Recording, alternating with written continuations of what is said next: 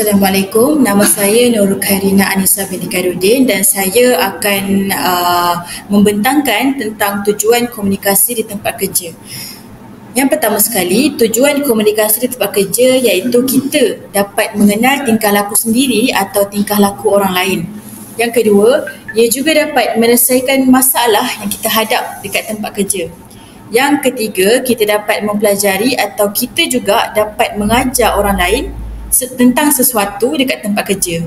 Yang keempat, kita juga dapat berkomunikasi dengan baik dengan kita punya rakan sekerja. Dan yang terakhir sekali iaitu kita juga dapat membangunkan sebuah kumpulan yang dapat bekerjasama dan bertanggungjawab dalam melaksanakan projek atau tugasan. Kita pergi pula kepada struktur organisasi formal, kompleks dan berpusat. Apa itu organisasi formal? Organisasi formal ini diciptakan untuk tujuan tertentu yang jelas, pembentukannya disengaja dibuat dan strukturnya jelas dan hubungan antara anggota bersifat profesional. Kita pergi pula pada organisasi berpusat. Organisasi berpusat ini iaitu kuasa membuat keputusan tertentu tertakluk kepada pengurusan peringkat atasan. Dan yang terakhir sekali ialah organisasi kompleks, iaitu teks yang berisi tahap-tahap dan langkah-langkah yang harus ditempuh untuk mencapai tujuan dan keterangan yang menjadikan teks prosedur tersebut kompleks. Berdasarkan carta ini, kita dapat melihat kedudukan organisasi formal yang mana pengarah urusan berada di atas dan diikuti dengan yang lain seperti timbalan pengarah pengurusan, timbalan pengarah pemasaran dan timbalan pengarah keuangan. Assalamualaikum, saya Aisyah. Saya akan menerangkan tentang rangkaian komunikasi formal. Dalam satu organisasi, saluran formal ia wujud dalam bentuk komunikasi rasmi. Saluran komunikasi formal adalah saluran yang tersusun dengan baik. Ia juga penting bagi memastikan maklumat yang ingin disampaikan kepada pekerja. Komunikasi formal terbagi kepada tiga, iaitu rantai, yang keduanya roda, yang ketiganya semua saluran. Berikut merupakan penerangan tentang komunikasi formal. Yang pertama, rangkaian rantai, iaitu menyampaikan maklumat adalah sederhana. Yang keduanya, ketetapan maklumat paling tinggi. Dan yang ketiga ialah tidak mewujudkan pemimpin.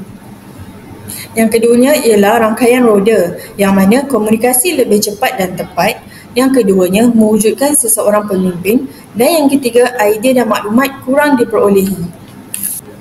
Dan yang terakhir ialah rangkaian semua saluran, yang mana cepat tetapi ketepatan maklumat adalah kurang. Selain itu, ketiadaan pemimpin mengherutkan penyampaian maklumat. Assalamualaikum warahmatullahi wabarakatuh. Saya Afrina. Hari ini saya akan membentangkan tentang kebaikan dan kelemahan struktur organisasi formal. Kebaikan dia adalah kerja yang sistematik. Organisasi formal membahagikan aktiviti kepada unit dan jawatan. Lebih diselaraskan, organisasi formal menggariskan tentang jelas unit dan jawatan di dalamnya, termasuk perhubungan, kuasa, peranan dan tanggungjawab masing-masing. Hubungan profesional, orang berinteraksi antara satu sama lain kerana kerja, dan mereka lebih menekankan hubungan profesional berbanding hubungan interpersonal seperti keluarga. Seterusnya adalah kelemahan. Mengabaikan keperluan sosial, organisasi formal hanya mementingkan kerja. Mereka tidak mementingkan keperluan psikologi dan sosial. Kos yang lebih tinggi, cara sesebuah organisasi dijalankan boleh menyebabkan kos yang lebih tinggi. Perniagaan membahagikan organisasi kepada jabatan atau unit. Setiap satunya mungkin memerlukan pengarah, pengurus dan penyelaras. Kita beralih pula kepada rangkaian komunikasi yang tidak formal.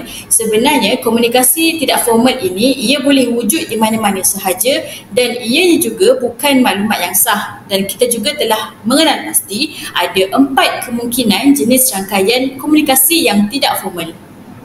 Antara 4 kemungkinan jenis rangkaian komunikasi tidak formal, yang pertama iaitu untai tunggal. Untai tunggal ini menyampaikan informasi kepada orang lain dan kemudian menyampaikan kembali informasi dimasukkan dengan beberapa orang lain seterusnya.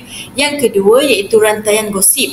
Komunikasi ini berawal ketika seseorang mengatakan kepada sekelompok orang.